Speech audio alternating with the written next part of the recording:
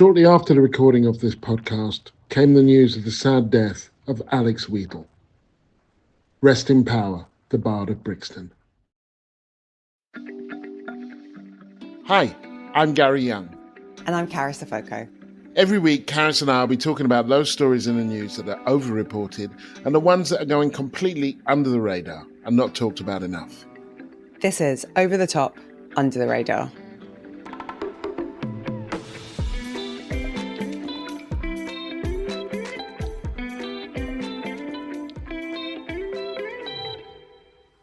So, Carys, how you been? I've been all right. I've got a couple of things I want to talk to you about. But first, the question. Yeah. One is, have you watched Adolescence on Netflix?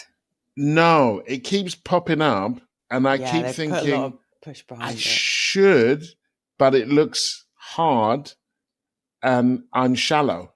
But you are recommending it both to me and to the house, as it were. Yeah, I am. And I'd love listeners to write in. It's sort of, I think it's really good, really powerful, dealing with like teenagers, social media, gender stuff. Yeah, I think it's good, really well acted.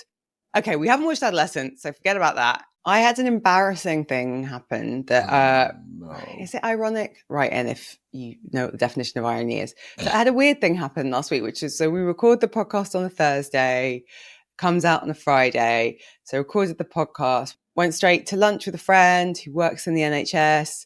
And I had this thing where I read the news for this podcast, but because of when we record, I hadn't read the news that day.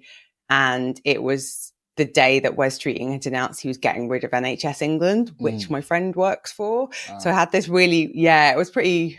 And just sidebar for those who don't know, he and a lot of people found out through the media, which is not classy, Wes. There's just something quite horrible. He's, we're the same age and his whole career has been pretty much in the NHS and it's been so defined by the whims of politicians. So he sort of started working for the NHS in the Lansley reforms when the coalition government came in and said no more top-down reorganisations of the NHS. That was a lie. He's been put into new departments, moved from the NHS to the private sector and back in. He's got kids. He was at risk of redundancy for 18 months at the end of the Tory government. Then Labour comes in and it's easy to sort of say we're going to get rid of bureaucrats, but people like him that work in the NHS are trying to make the service better and want to deliver, and they're delivering in quite difficult circumstances. So anyone who's listening who's an NHS worker, whether you're a doctor, a nurse, a cleaner, a manager, just want to say, sorry, it's so crap having your job be a political football. Yeah, it's crap to learn that the department you work in won't exist, but you don't know what's happening next. They wonder where the mental health crisis is coming from. You've had the sword of Damocles hanging over your head for 18 months while you're trying to do a job. I just feel like at the moment, Labour is really giving coalition vibes. I feel like Rachel Reeves is George Osborne. I feel like Wes Streeting is Andrew Lansley. I'm just is this some sort of weird Dallas dream? I'm just what are we doing here? Yeah, and Liz Kendall's Ian Duncan Smith, which, no one wants to be Ian Duncan Smith, Gary. Ian Duncan Smith doesn't even want to be Ian Duncan Smith. So I had a similar thing with a friend, one of those, here's the news in my life and in my friendship with my best friend, who I'll not name for reasons that will become obvious, who planned a visit to Britain to see his elderly parents. And he lives in America. He actually married a friend of mine, so I'm partly responsible for him living in America. He's white. He's pretty posh.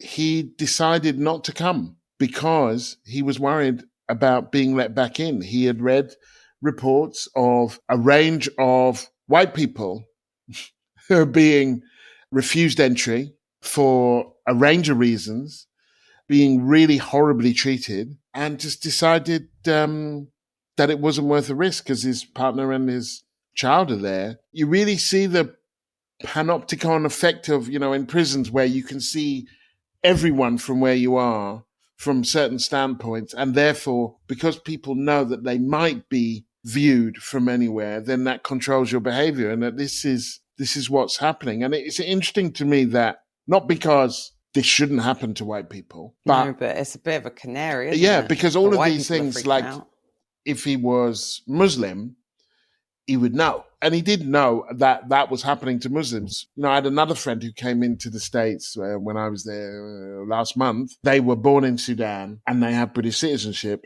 And I think they were coming from Kenya. They were like, look, hopefully I'll meet you at the hotel, but I could get, there's a good chance I could get taken off into another room. And so, I was like, well, do you want me to put a lawyer on speed dial for you? Like, that's where we are.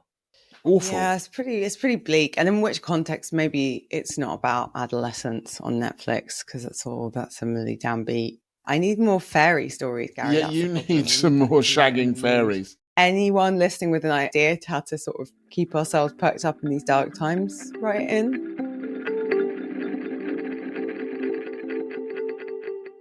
You can find us all over social media, Blue Sky, Instagram, TikTok, YouTube, Facebook, or X at @over_pod_. Susie posted on Instagram about the Peace episode. Insightful ep, guys. Thank you. Kiss. People like the Peace one, Gary. That was a good one. Big shout out to the people who joined us on Patreon recently, Rama and Fujimori. Thank you. We've got 461 Patreon supporters, of whom 429 are fully fledged Patreon supporters. They pay. Thank you very much. We need you. We are up against the big guys and girls. The BBC, it's actually mostly guys. BBC, Murdoch, the rest is white people. We're up against all of them. I'm laughing at the rest is white people. The team and I say team, there's only a few of us. We make the podcast because we love doing it, and also because we believe there are people like us, people like you, who are being let down by a lot of so-called mainstream media commentators. This podcast is for people who are comfortable with progressive perspectives and want to hear a different take on the news, so with a sense of humour. Myself, Carys, and the small production company behind this podcast, I'm paid for what we do. And because our values matter to us, we don't take random adverts. We only take sponsorship and support from organizations whose values broadly align with ours. So it's your contribution that keeps this space alive. So if you enjoy the podcast, please consider donating to us. The packages start at just £5 a month plus VAT. You'll get the podcast episode, our bonus episodes, the weekly newsletter, and access to our rocking exclusive over-under WhatsApp community. If you want to support us, you can do it really easily. Go to the Patreon website, search Over the Top, Under the Radar, and put your money where your ears are. So Gary, today I want to talk to you about government shutdowns and potholes. Interesting. They could be connected. I want to talk to you about Cuban doctors in the Caribbean and the Labour left. The thing that's over the top for me is this story that keeps kind of simmering on about backbench unease in the Labour Party. The people feeling a little bit queasy about voting for austerity measures that the Tories didn't even try, attacking the disabled, attacking the livelihoods of the poor. That's on top of them freezing pensioners and underfunding children with the 2-child cap and so on. And this notion that, there are some Labour MPs that are not that happy about it. I don't care whether you're happy or not. I care if you are going to actually try your best to stop this. I know he's got a massive majority. I know it can't be easy. I know that you might lose the whip. But you know what? There are more important things than you having the whip. This is me talking to Labour backbenchers. Direct address. Direct. Meet me on camera 3, as Jon Stewart would say. There are more important things than you losing the whip. Like disabled people losing their benefits. Like people with mental health challenges being forced to go to work. Like kids going hungry, and like pensioners freezing. And you people have to step up. I'm not one of those people who thinks, oh, you're in the Labour Party? That's an outrage. I don't, because I see those people. When I did an interview with Diane Abbott, some people were like, well, you shouldn't be in the Labour Party, should you, from the left? And I'm like, look, for years, I've considered the Labour Party like more of an obstacle than an enemy, because it kind of puts a brake on social change quite often, but it can be pushed in the right direction. If there's a good Labour candidate, I'll vote for them with the understanding that they are then going to go in there and they are going to kind of represent a different strand of that social democratic movement. But they're not doing that effectively at the moment. There are, of course, left-wing Labour MPs who are opposing this. But unless they're going to be organised and unless they can position themselves in a way to make an effective opposition within Parliament to the things that this Labour Party are doing, then their unease is no interest to me. So this is an appeal for the Labour left to step up. Carys, you're in the Labour Party. That's a pause for laughter. We have different perspectives on this one. I think people are a bit stuck at the moment. And I think weirdly, one of the things that Keir Starmer's Labour Party have been effective at is just like squashing and silencing opposition. For everyone who's not been paying close attention, Liz Kendall has announced the very heavily trailed and leaked reforms to welfare aimed at cutting the welfare budget, which, sidebar, I just feel like this government is doing coalition redux. Like, we've been cutting the welfare budget for over a decade now.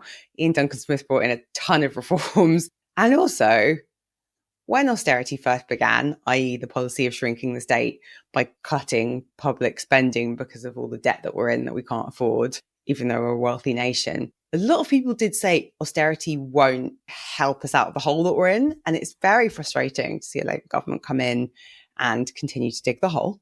But I think the challenge, because of what happened over the two-child benefit cap, well, I think there are two things. Number one, there aren't as many MPs on the left as there used to be because the Labour leadership deselected and prevented from being selected lots of left-wing candidates. They took the whip away from people like Zara Sultana when they rebelled over the two-child benefit cap. I think the extent to which this Labour leadership has like clamped down on opposition, they've made it very clear, we don't want to hear about your opposition. And if you oppose anything we do, you're not a Labour MP. So I do think it is a challenging one to think about how to oppose this. It doesn't mean I don't think there shouldn't be an opposition, but, you know, we had Jeremy Corbyn on the podcast and he talked about the chief whip in the New Labour days being, you know, supportive of not of their opposition, but coming and saying, you know, you'll still be Labour MPs in the morning. And this Labour leadership are not saying that. They're like, you're with us or you're against us. And they've already got quite a lot of people selected that they selected on the basis of them being loyal and like wanting jobs. So I think it's not on Labour MPs, but I'm worried about what it is they can do. I think what is the value of being a Labour MP if these are the things that you're doing? Voting for or being silent around genocide and hammering the poor and beefing up the military. If that is the price that has to be paid for being an MP, then maybe you don't want to do that. They've been elected, so they can't be unelected and, you know, for another 4 years. And chances are, if they keep hammering the poor, they won't be elected because people will go somewhere else. We know this is going to kind of come back and hammer them. However difficult it is for them, I just think it's much more difficult for the people who, with their silence or with their complicity, they are punishing and opposing the disability benefit. The things that Labour are doing now, you don't have to be a left-wing MP to oppose them. The degree to which the campaign group and others who are left can position themselves as the conduit to as effective as it can be, resistance, is the degree to which they can bring some of the people who would not consider themselves left-wing MPs, but don't want your granny to freeze to death and don't want disabled people to work in jobs that they can't do or it's going to make them more ill. I think that there is a constituency there for that. Sooner or later, there has to be an effective opposition. There's no saying that the first time that they make that clear that they'll win, but the route that this party is going on, the route that this government is going on, there is actually, first of all, the moral case is way bigger than their numbers. This thing is not representative. It's not popular. So they will have popular support. And at a certain point, it's like, okay, then withdraw the whip. I don't want to be associated with you granny freezing, child starving motherfuckers anyway. So my other topic is also about how does the left respond to right-wing things, but in a different context. So take yourself to the United States of America. The US government, which has this weird thing where every few months there's a potential for the federal government to shut down entirely if Congress doesn't vote for a continuing resolution of the budget. People might remember this from the Obama years when Republicans and Tea Party people would shut the federal government down because they didn't like his spending proposals. So we've had one of those in America. We just have to suspend disbelief about how bananas it is. There's been a big hoo-ha, which is a technical term, Gary, because the Republicans have a majority in the two houses of Congress. And in one house, the House of Representatives, lots of members, they get elected every 2 years. The Democrats voted no to this continuing resolution. No, we don't like your budget. We don't like your spending plans. And then in the Senate, the Democratic leadership, so the most senior members of House Senates, including the Senate minority leader, so the leader of the Democrats in the Senate, Chuck Schumer, 9 other Democrats, voted in favor of the continuing resolution.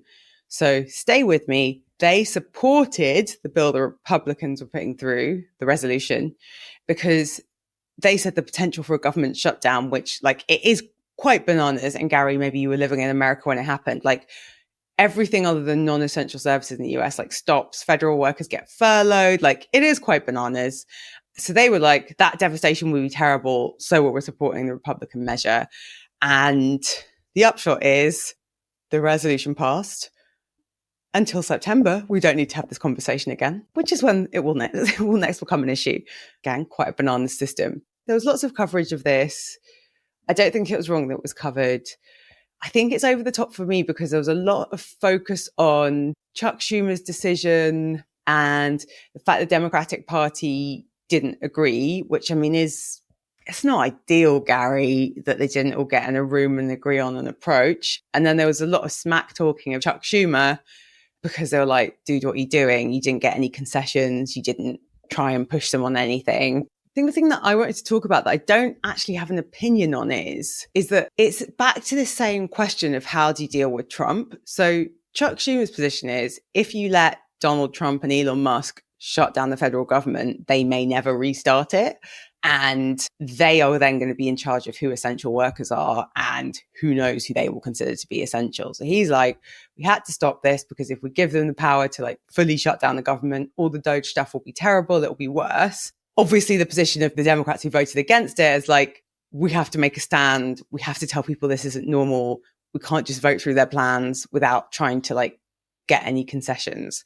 So I think I wanted to talk about it, Gary, because I want to know if you lived in America during any shutdowns. But also, I think there is a genuine challenge around how you deal with Trump and a very abnormal politician and set of political circumstances, and also when you oppose and how you oppose.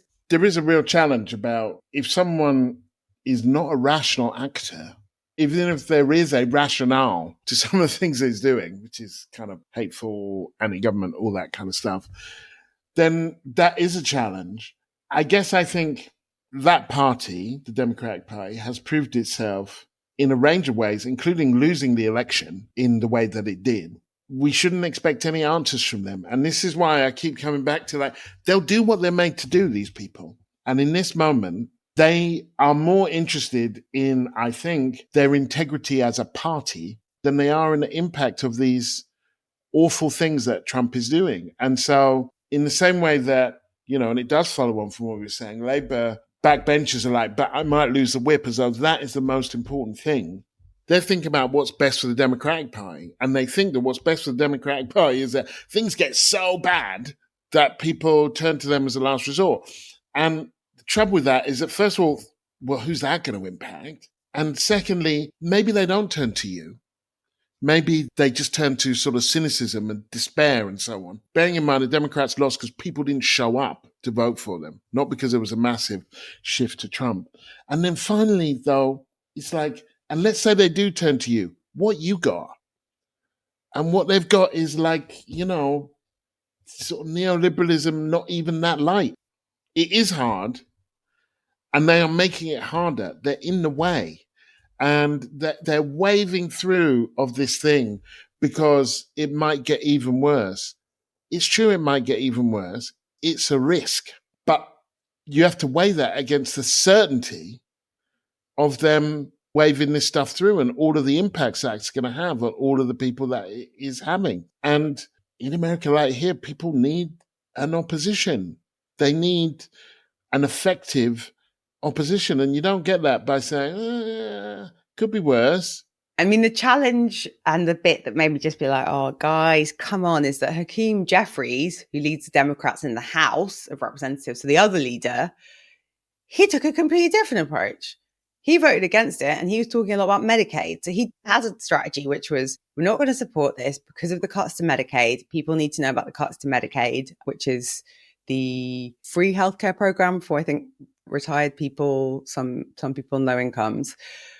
So he was just like, we're going to hammer them on Medicaid. We're not going to vote for this. This is terrible. And then Schumer was like, well, I voted for it because otherwise it would be a nightmare. And it was like, oh, guys, can you have agreed a plan?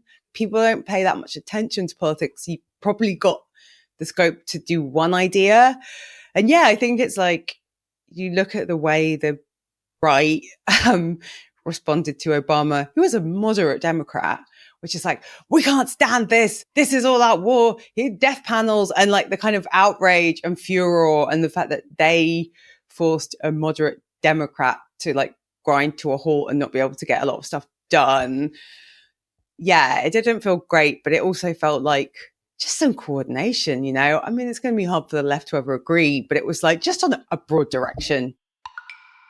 So my under the radar is from the Caribbean, although it does relate to America as well, very keenly, more particularly Cuba and the Caribbean. Cuba has the best healthcare system in the Caribbean that includes, better than Puerto Rico, which is an American territory, better than places that normally have access to far more wealth. That's despite the embargo, despite the way that America's tried to isolate it. They have doctors working around the world, 56 different countries. There are 400 Cuban doctors in Jamaica alone. They do a lot of primary care. I remember this brilliant thing that they were doing at one stage that was funded by Chavez. It was Chavez money, oil money, and Cuban doctors. And what they would do is they would go into the Jamaican townships, is not quite the right word, but they would go into areas where there were lots of poor Jamaicans, and there was a certain kind of eye illness that is quite easily treated, but it needs to be treated. So they would gather the people who had this, they would identify the people, they would gather them, then they would treat them, and then they would take them back. My family is from Barbados. My cousin was a very good squash player. She had a Cuban nutritionist, I think. I think it's true that my aunt, who died when she was quite young, she was sent to Cuba she had a brain tumor. And that was a place where they tried to rescue her. So big presence in the area, particularly in healthcare. Trump claims that the doctors in question are forced labor, that they're underpaid, that they have to give their wages to the Cuban government. I think that's called tax.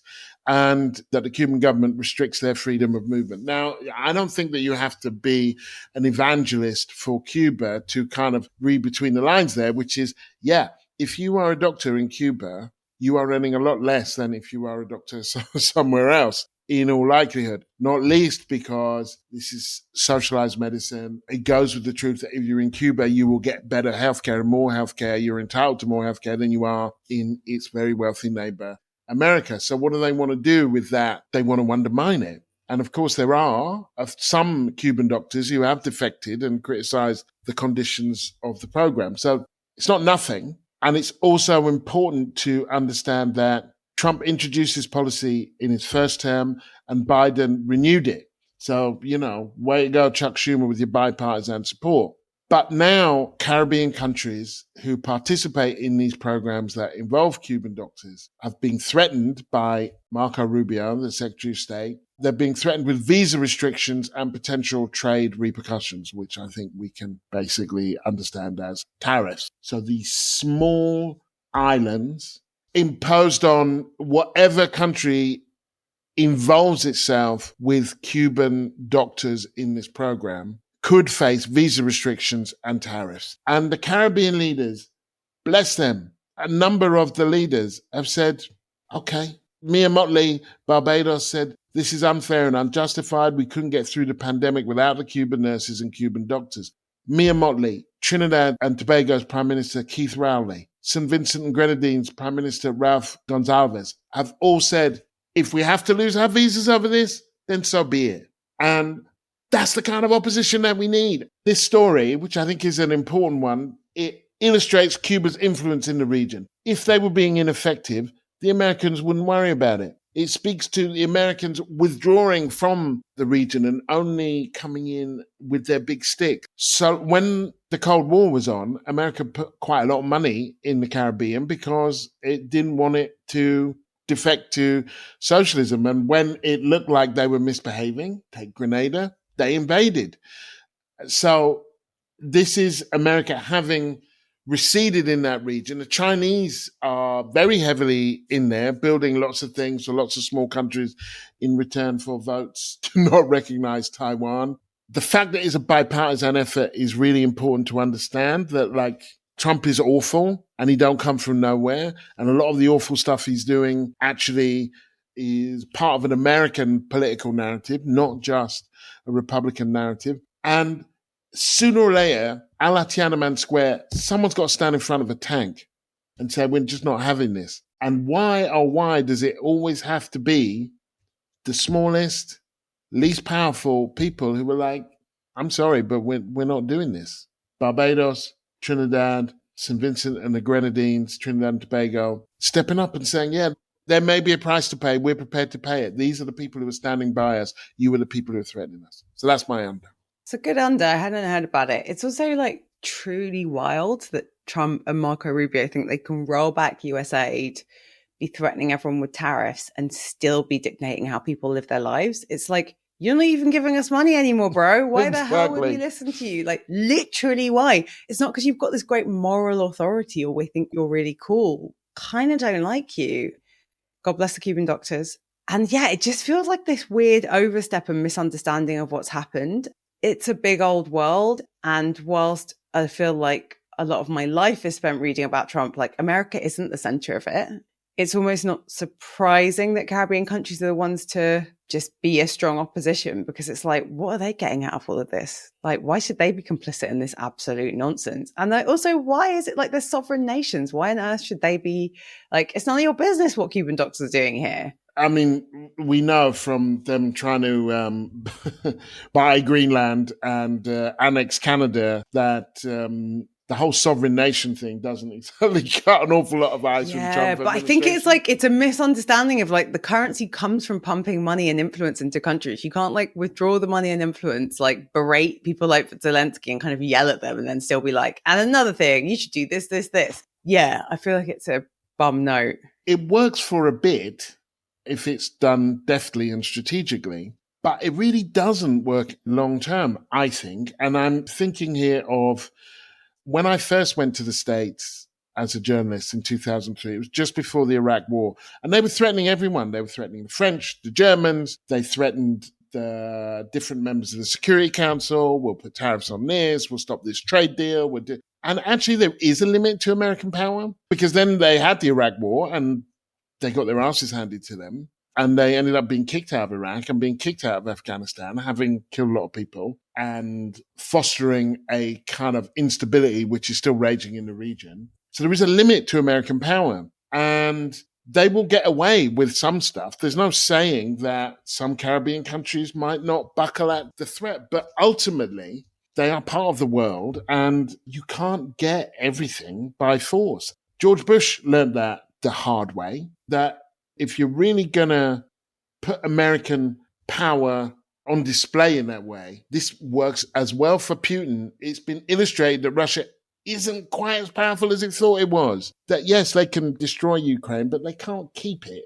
They're just not capable. Similarly, American power and Iraq, American power and Afghanistan, this will not end well for them. And I know that what he thinks he's doing is asserting American power and restoring American power. But ultimately, I think what they're doing is illustrating American weakness.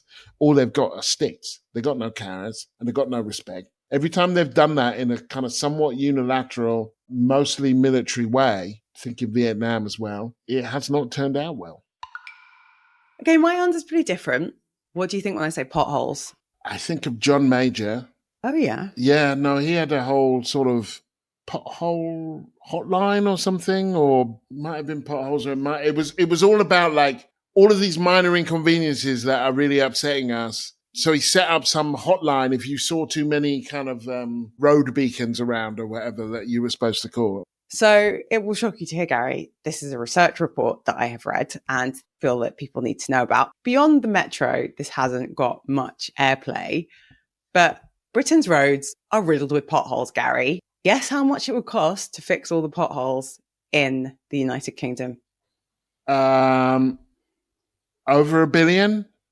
17 billion, Gary. We Wow. need 17 billion pounds just to fix the roads. 17 billion. Okay. And I've got a couple of more statistics for you from this report, which I'm just going to say it. The Asphalt Industry Alliance, which let's, I follow them on Twitter. Full disclosure, they do represent the asphalt industry. So they have got a vested interest in us fixing the roads. They produce a report called ALARM, which is an acronym. Good Lord. What's an acronym for? Asphalt leaders are really mental. The annual local authority road maintenance survey, aka ALARM, because there is an alarm about the nation's roads. Oh, that's clever. Okay. Clever. This report is actually quite mind-boggling, and I think it's a bit of a metaphor for where we find ourselves. So it would cost £17 billion to fix the roads. Hang on, is that what the asphalt industry is saying? It will cost £17 billion. That's what ALARM is saying. Right, okay. But it's a robust report, Gary. Okay, it's an industry body. Fair enough. And the RAC it's based on a big survey. So the other number that I think is important is potholes cost us £1.7 billion a year. Damage to cars, but also 15 people a month are killed or seriously injured in cars or on bikes. So it might not all be because of potholes, but I was going to say, there's a cost to the potholes. Okay. So £17 billion to fix the roads, 10% of that every year in damage to cars and the consequence of potholes. So this is like an industry report where they're saying we need to fix the potholes. I am, as I'm saying this, seeing why it hasn't got more media coverage, because I get that it sounds a little bit boring, but stay with me. So Simon Williams from the RAC has said, the lack of investment is a false economy and it just leads to bigger repair costs in the future, something local authorities can ill afford. So there's a huge cost to potholes. There's a cost to local authorities. There's a cost to individuals whose cars get damaged. There's a healthcare cost to people who get injured. To fix the roads is a big sum, but it's actually a lot less than the amount we're spending temporarily filling in the potholes and not fixing the bigger problem. I'm not going to recommend that people read the report, but it goes through all of the impacts that it has on utility works, the overall health of roads, because you can't just fill in potholes. Eventually you have to redo the whole road, and the amount we're spending on reactive maintenance. So just we're spending 25% of budgets on reactive maintenance. So dealing with a really extreme thing with a short-term fix. And sure, I'm not sure if I can convince everyone that potholes are the most important problem, but I do think it's a pretty neat metaphor for where we are in the UK. We're in a hole, and local authorities don't have a ton of money. They can spend it patching up the problem, or central government could come in. That would be expensive in the short term, but in the long run would sort out the roads.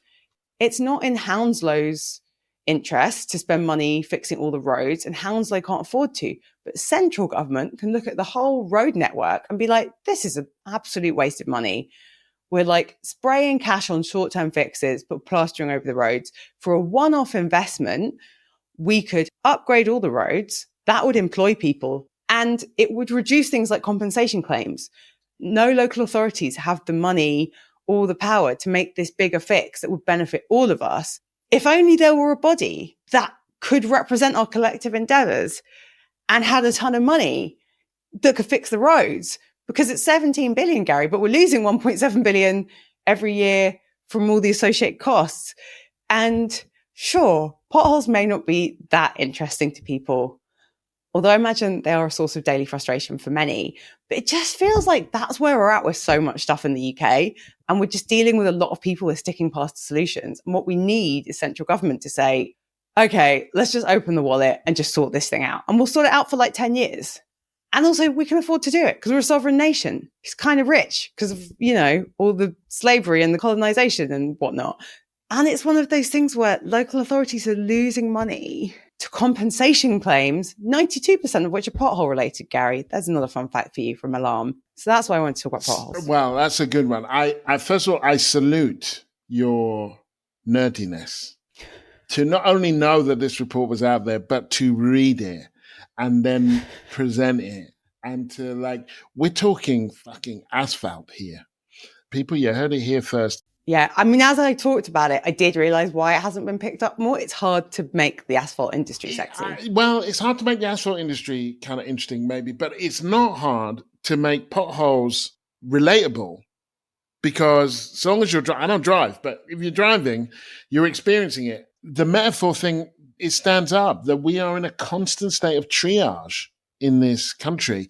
And in a different political moment, this would be a good campaign for national or local newspaper. It draws in motorists. It's about daily inconvenience. It doesn't sound particularly ideological. There is a clear thing where you save money. And honestly, I kind of thought that this was their politics. They're kind of spend now to save later. But it does speak to, for example, just to take your metaphor and then apply it to somewhere else, where they cut money on child and adolescent mental health services. They cut money on youth services. And then we have a knife crime explosion, which costs a huge amount in healthcare, in policing, in criminal justice system, in both courts and prisons and so on and so forth. You'd be better spending the money to support young people when they're well or to get them well than paying for the fallout for not supporting them. And I think this relates to a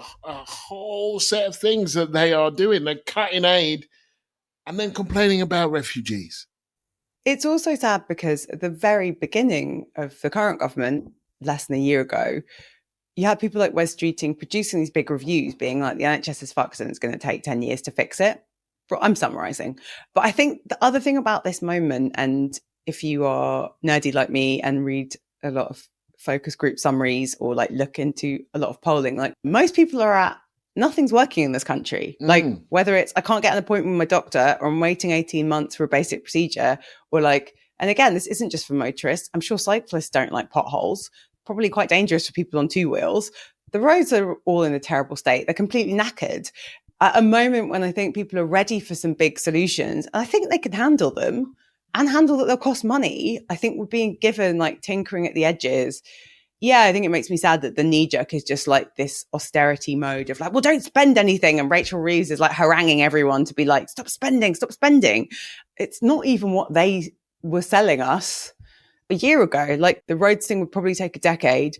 It would cost £17 billion, but that's work for people all around the country. I think people can handle hearing that a lot of our infrastructure is broken and we're going to have to spend to fix it. And I think maybe even some people want that. Yeah. And not just with potholes, maybe with the NHS, maybe with our schools. Maybe there's a few things we could just open the wallet for. Thank you for listening to Over the Top and Under the Radar.